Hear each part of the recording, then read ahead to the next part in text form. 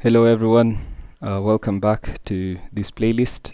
This time I'm going to talk about a different application, and that is how to use a ESG app in Odoo. So you'll basically need to do ESG reporting, and ESG reporting can be a little painful, can be a little tedious, but with Odoo that is about to change.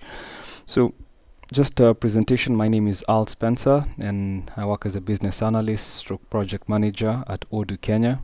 I currently handle projects in both English and French speaking markets. Soyez les bienvenus. So let's get right into it. So before we even go into the application, I just wanted to dedicate this video and probably a second one just to the first principles of ESG. We want to ensure that we are all aligned on what ESG is before we even start looking at it in in the application itself. So let's look at some first principles, and then afterwards we're going to look at the application. And of course, as always, I'm going to keep these videos short so that they'll be easy to follow. So what is ESG in the first place? So ESG stands for environmental, social, and governance. That's simple. Environmental, social, and governance reporting is a structured framework that enables organizations to evaluate and communicate their sustainable and ethical performance. You listen to that and you say, oh, that's quite a mouthful. So let's break it down a little bit. So there are three aspects when we're talking about ESG. So there's the environmental aspect, social aspect, and governance. So these are the things we are going to be focusing on, or these are the things you focus on in your reporting. So you want to report on how your company is is a steward of the environment. What impact does your company or organization have socially? And socially can include both internally and externally, and we shall just look at that. And then the governance is what principles are being implemented on the corporate governance of your organization. And then we see that it is a structured framework. So it basically tells us that this reporting tool is basically based on some guidelines, principles, etc. So there is some structure to it, and it's a framework basically. So it enables organizations to evaluate and communicate. So we want to see so basically it's a tool to evaluate companies' performance, but also to communicate it to external stakeholders. To communicate their what? Sustainable and ethical performance. Now, this word sustainable is a big word, and it's being thrown over and over again. So how about we search it? So I'm just going to go over to Google and say, what is sustainability? Sustainability. Yeah, and I can even see I had searched it before in terms of ESG. So sustainability in the context of ESG, that's environmental, social, and governance, refers to the long-term ability of a business to operate in a way that balances economic success with environmental stewardship and social responsibility. Wow. So sustainability is ability of a business to operate in a way that balances economic success with environmental stewardship and social responsibility. But I'm looking for the definition of the term sustainability. So again, here in this definition, you can see we have been given the three aspects again: environmental, social, and governance. So let's look at what is sustainability. There's a definition I'm looking for, and I will find it. Sustainability is a practice of meeting today's needs without compromising the ability of future generations to meet theirs. So that's basically what it means. Yeah, so so anytime you see this word being thrown around, for example, sustainable development goals, just know that they're talking about this practice of meeting today's needs without compromising ability for future generations to meet theirs. And just a disclaimer, I'm not an ESG expert. I only happen to have worked in a company before that was in such or a similar environment where this was quite important for them. I also acknowledge that there's a lot of politics that go around this, so we're not here to discuss the politics. We are here just to see how ESG reporting is done in Odoo. So that's the disclaimer, and I hope we are now on the same page. So back to our slides, and so that's basically what ESG is. It's a reporting framework that enables you, and it's a structured reporting framework that enables the organization to evaluate itself, to communicate to external and internal stakeholders their sustainable and ethical performance. So that's good. So it goes without saying that there are three pillars of sustainability, and that's both environmental, social, and corporate.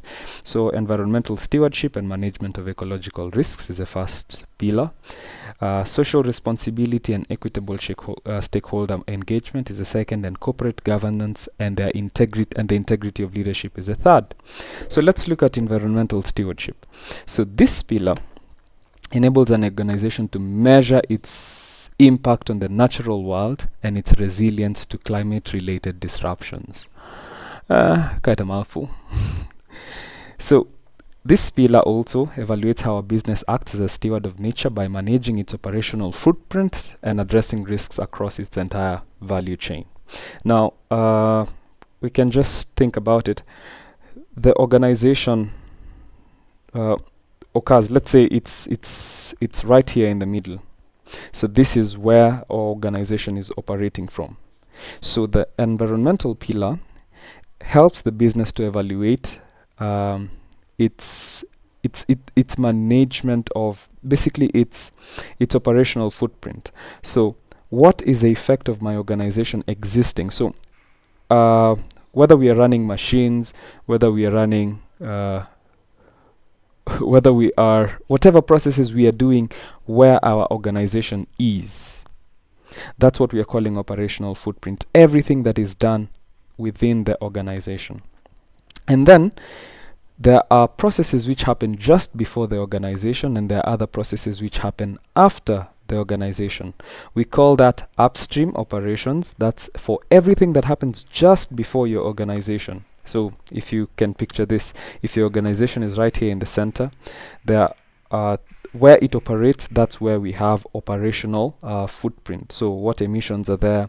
What is the effect of this organization existing right here on the environment? And then there are upstream operations. These are operations just before your organization. And then we have downstream operations. So everything that happens after my organization. For example, if I'm having products and these products are going to be used by customers. So what is the effect of these products on the environment? Remember, these products are not being used.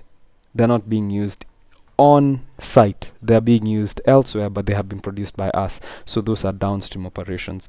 So basically, this pillar helps a company to evaluate how this company or how organizations act as a steward of nature by managing both the operational footprint and also addressing risks across its entire value chain.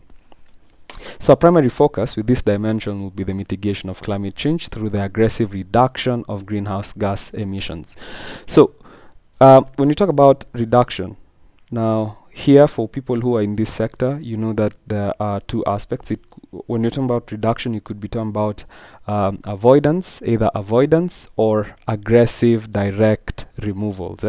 So when it's reduction, just know that there's two aspects. There's avoidance and there's aggressive removal of greenhouse gases from the atmosphere.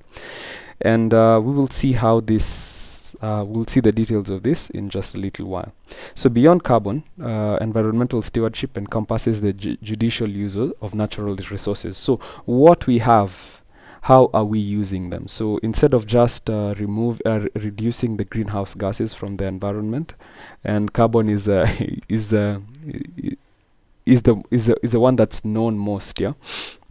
So how are we using the resources that we have? Instead of using, for example, instead of using coal, are we using other cleaner other cleaner sources of energy? Now, again, this is politics.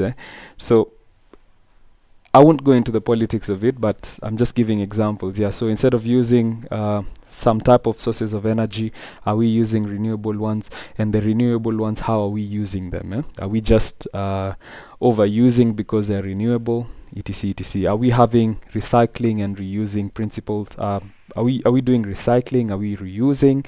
How are we using the natural resources that we have? So that's another point to take note in terms of this pillar. Now, when it comes to social responsibility, here we focus on the relationship that the organization fosters with both internal and external stakeholders.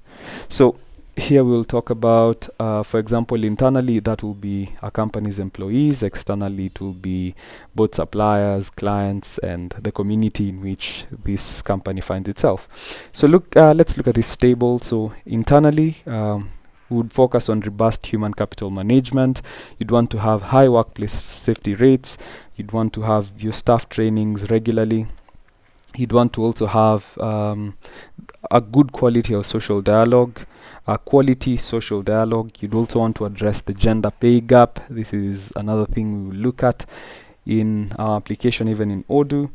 You'll also want to handle your DEI. That's diversity, equity and inclusion percentages, and employee engagement scores. On the other side, we have organizations' impact on customers, suppliers, and the broader community. So, for example, a company would want to ensure that they safeguard human rights throughout the supply chains.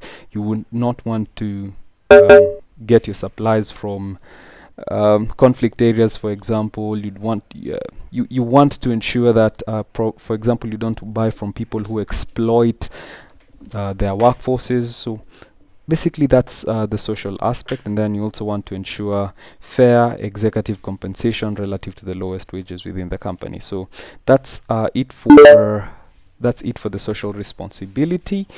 And then I think we can just proceed. So for corporate governance, this serves as the foundational pillar that leads with accountability, ensuring that an organization's administration and management are aligned with ethical standards and stakeholder interests. You want to ensure that you're doing all that you can do to eliminate corruption in all its levels. You want to ensure that there's integrity of the highest order within a company's structure. So reporting on governance structure includes detailing board composition, independence of board directors, representation of minorities in leadership roles, and also not just minorities, but also of sexes. And then the implementation of anti-bribery and anti-corruption policies, etc, etc. So that's for the corporate governance side.